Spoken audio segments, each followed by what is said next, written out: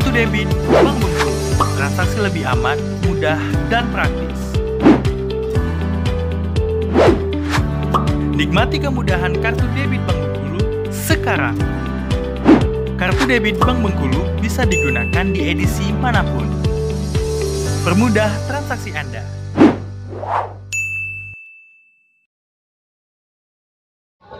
Halo, ada di sana dimanapun Anda berada, khususnya para pecinta kuliner di Indonesia dan di Bengkulu pada umumnya.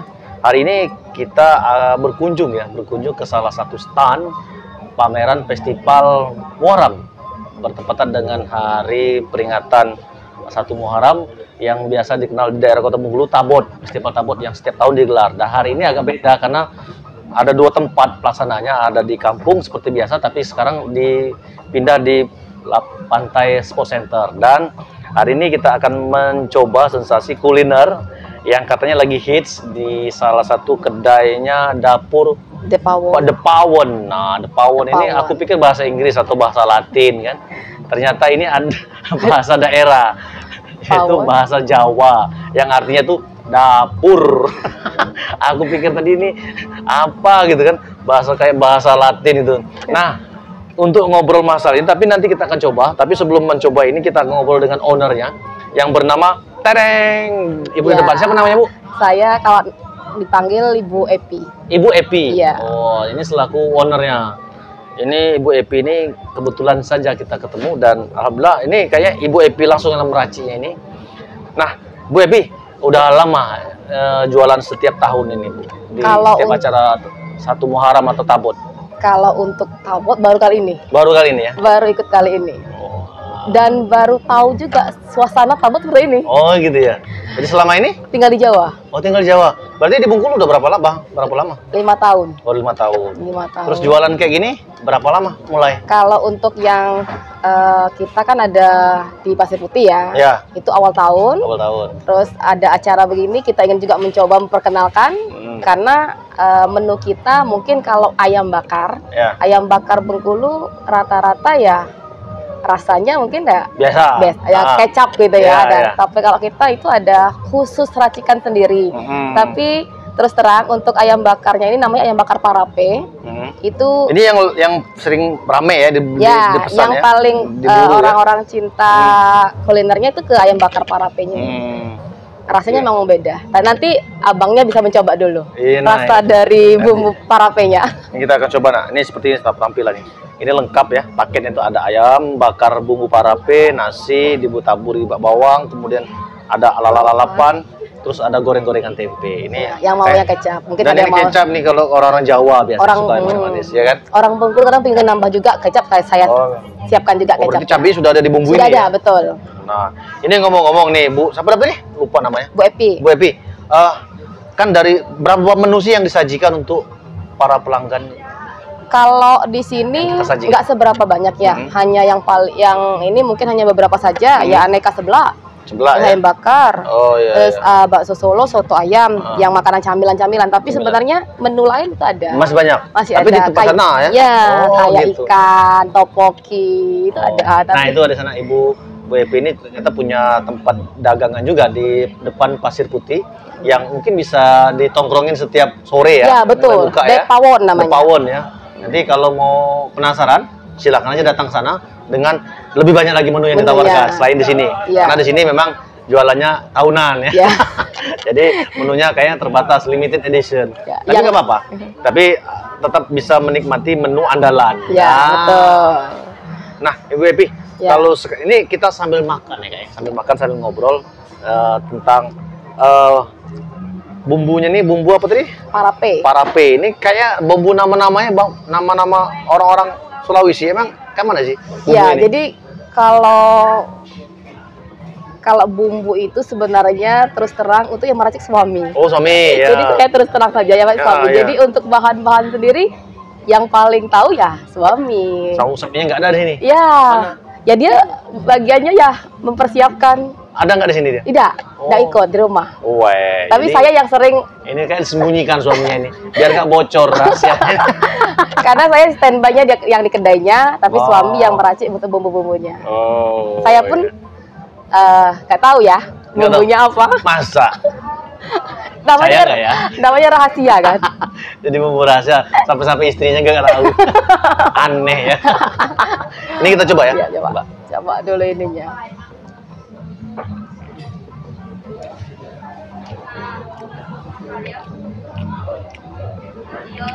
Ada ini kayak rame ya rasa ini, ada pedas ya. Coba kita cari yang lebih identik ya. Karena saya udah mencoba beberapa kuliner ayam bakar. Rata-rata memang variatif ya. Ada yang pedas, ada yang manis gitu. Manis. Dari bumbunya mungkin ya. Beda kayaknya. Beda dari ayam bakar Bengkulu pada umumnya yang dijual atau yang sering kita temui di tempat-tempat kuliner di Kota Bengkulu. Karena di sini ada kayak ada merica-mericanya kayaknya. Yeah. Ada merica-mericanya. Terus pedasnya juga nggak terlalu sih. Mungkin kayak lidah Jawa ini kayak. Yeah. Asli lidah Jawa. Kalau lidah orang Padang ini lebih pedas lagi. Dan ini kayaknya cocok juga untuk anak-anak nih. Iya, betul. Yang nggak suka pedas kan, atau suka pedasnya dikit-dikit. Nah, ini cocok nih kayaknya. Cocok. Jadi pilihan. Nah, sekarang Ibu udah punya karyawan berapa, Bu? Sekarang, Bu? Kalau karyawan 11. 11.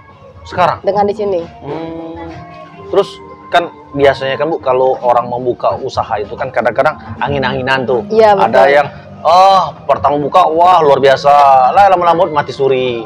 Nah, ini Ibu gimana caranya untuk tetap selalu eksis, tetap selalu bisa survive lah, artinya karena kan menjual atau jajanan kuliner ini kan nggak mudah, Bu, ya. Artinya nggak mudah tuh bisa diterima oleh konsumen atau segala macam. Ini gimana caranya? Kalau saya Awal-awalnya apa langsung laris atau sepi dulu? Oh, gini. Tantangannya? Tantangan awal buka kuliner sebenarnya dari Jawa kami sudah buka kuliner. Oh, udah. Oh ya, ya. Suami sudah karena dia cinta kuliner. Dia sudah buka kuliner itu, tapi dulu menunya beda. Apa bebek goreng dan ayam paleko. Itu di Jawa. Bumbunya sama? Beda. Nah, pas di sini kami mempelajari dulu karakter orang sini. Wah, dia suka. survei dulu ya? Ya, karena 5 tahun di sini kan belum langsung buka. Suka coba-coba dulu. Ya, suka coba-coba menu. Oh, dijajali semua ya. Jajanan di Bengkulu ini? Iya, coba-coba. Kayak bebeknya, kayak ayam bakarnya, terus kayak pecel lele itu dicoba semua, mana yang kira-kira bisa masuk kan. Iya, terus jadi pada saat kita awal tahun kita mencoba, apalagi kemarin kan kuliner COVID kan.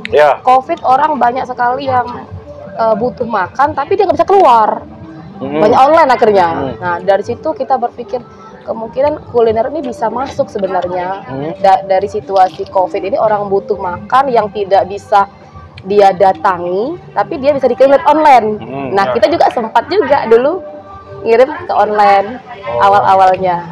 Nah, dengan situasi gini sampai karyawan saya sekarang 11 begini ya. Tantangan pertama memang namanya berdagang, itu tidak semua mulus sesuai keharapan. Pasti ada naik turunnya. Hari ini bisa terjual banyak, besok mungkin beda lagi. Tetapi bagi saya itulah namanya sensasi ya. Seninya orang dagang. Kalau kita putus asa, ya nggak akan jalan. Terus langsung milih tempat di pantai dia awal-awal ya jualannya? Ya. Jadi waktu itu memang suka keliling, cuman kenapa kok saya ke pantai, mau pantai? Nah, suami itu sukanya ke pantai waktu nongkrong, minum kelapa muda di pantai kan. Jadi kayaknya enak ya kalau nanti punya usaha. Itu pertama pindah. Belum ingin usaha, tapi enak ya kalau punya usaha suatu saat nanti di pantai. Oh, itu ya? Berawalnya. Jadi berangkat dari hobi ya? Hobi dia nongkrong di pantai, terus sambil minum kelapa muda gitu kan. Enak juga ya kalau punya usaha di pantai. Itu sekitar 5 tahun pas kami pindah. Modal awal berapa sih dulu? Modal awal untuk buka-buka mungkin dengan semua perlengkapan habislah sekitar 30-an. Nggak seberapa sih. Nah, kan kalau Ibu ini kan udah ada pengalaman artinya sebelumnya. Kalau bagi pemula, Bu, tipsnya bagi adik sana yang mungkin mau berdagang, kira-kira apa sih tipsnya? Kalau bagi pemula, kalau yang sudah pernah ada pengalaman kan, it's okay, nggak masalah, dia mau dibawa kemana pun dia pasti eksis gitu ya. Nah, ini kalau bagi pemula nih, Gimana tipsnya apa? Kalau bagi pemula yang apa modalnya harus besar dulu? Sebenarnya tidak. Kalau bagi pemula sebenarnya satu, harus berani. Oke, berani.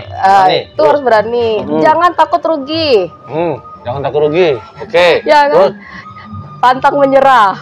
Oke, ya pantang menyerah. Iya. Enggak baperan ya? Nggak baperan. Hari ini nggak laku, nggak mau lagi jualan. Melaju ya? Melaju terus. Aku nggak ada modal. Iya. Nggak bisa jalan nih, nggak ada modalnya. Oke, terus yang keempat? Yang keempat itu adalah kita sendiri yang harus meyakinkan kalau saya bisa. Nah, ini kebanyakan rata-rata pedagang itu bimbang dan ragu. Takut nggak laku, takut takut rugi, ya kan? Nah, ini gimana tuh menghilangkan itu? Hantu-hantu ketakutan itu? Diri kita dulu. Yang pasti diri kita dulu. Yang harus punya meyakinkan. Keberanian, keyakinan kalau saya bisa. Bisa dalam arti menghadapi semua tantangan yang sekarang dan yang ke depan. Luar biasa. Tepuk tangan lu buat ibu lu. Epi. Ya. Aku lupa namanya. Bu Epi. Gitu, Bang. Mungkin kayak belum mandi. Salah, udah mandi. Nah, jadi kan berapa lama sih proses belajar atau suami belajar masak? Emang udah ada pengalaman sebelumnya kerja dengan orang dulu? Apa memang muncul ide sendiri? Enggak, karena dari ibu saya memang suka masak, pinter masak gitu ya? Suka masak, terus setiap ada hajatan yang dipanggil ibu mertua saya.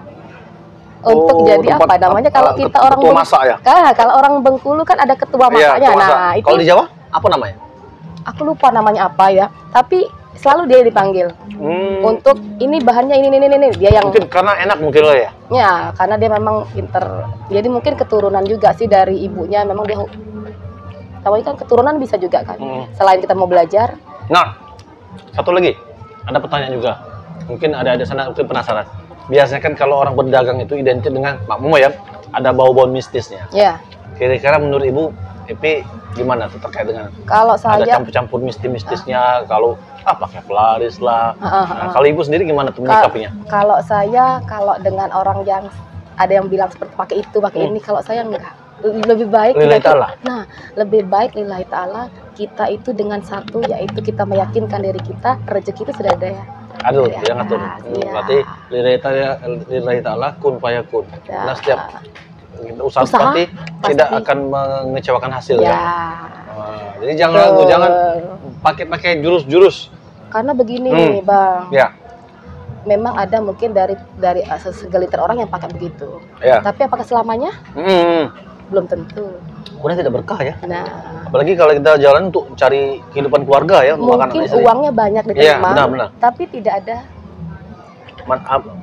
barokahnya ya. Bisa aja langsung habis. Bisa aja tiba-tiba terjadi begini. Iya. Karena itu di luar dari kemampuan kita, kurang karena udah campur tangan tadi ya. Campur tangan oleh syirik tadi ya. Nah, masuk kategori itu. Ada sana. Nah, kemudian ini tadi sudah kita ngobrol panjang lebar. Bicara harga nih. Nah, ini kan kalau makanan ini identik dengan harga nih. Ya, betul. Dari The Power sendiri gimana tuh menyajikan harga di tengah persaingan, di tengah banyaknya jajanan-jajanan pilihan kuliner di Kota Bogor? Kalau harga kita ini dari 5.000 sampai 20.000. 20.000 itu sudah komplit seperti ini. Ya? Makan dan minum. 20.000 dari sana ke sini maksimal itu. Maksimal ya. Sudah harga maksimal 20.000. Di kantong ya. Ya, tidak boros, apa di kantong. Apalagi anak-anak mengenyangkan. Anak milenial ya. Ya, mengenyangkan. Yang mau pacaran ya nggak apa-apa, nggak sampai 100.000 kan. Udah kenyang. Ya, berdua ada 40.000 sudah dengan minum. Ya kan? Nah, itu aja ngobrol-ngobrol kita dengan ownernya The Pawon, yang salah satu kuliner yang ada di Festival Muharram.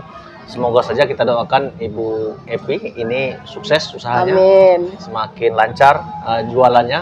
Dan tentunya yang bagi adik-adik penasaran mau coba ayam bakar parape, bumbu parape, nah, ini bisa langsung aja ke sini. Bukanya kalau sekarang jam-jam 10-an ya udah buka ya. Jam 9 udah buka. Oh, jam 9 udah buka. Sampai malam. Sampai selesai. Dan sampai tanggal 10 karena udah tutup. Betul. Tapi kalau nggak masalah, kalau tutup nanti ada di sport center di Pantai Pasir Putih. Ya, The Pawon.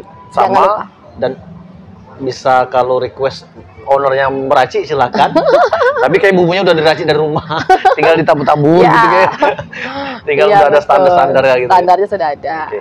Nah, itu saja obrolan kita di sana. Semoga menginspirasi, semoga bisa memberikan wawasan dan bagi para pecinta kuliner tentunya langsung aja datang sini. Jangan tunggu lama-lama, oke? Jangan lupa ya. Jangan lupa like, comment, and subscribe. Dan jangan lupa datang sini ya. So, itu saja vlog kita hari ini.